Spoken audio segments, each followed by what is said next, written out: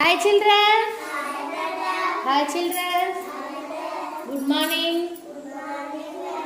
నాన్న ఇప్పుడు మనం చేతితో ఒక యాక్టివిటీ నేర్చుకుందామా?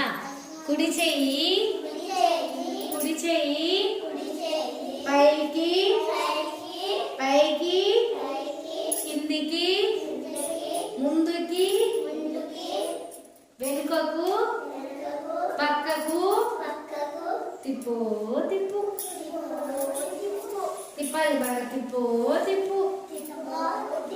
కుడి చెయ్యి పైకి కిందికి ముందుకి వెనుకకు పక్కకు తిప్పు తిప్పు.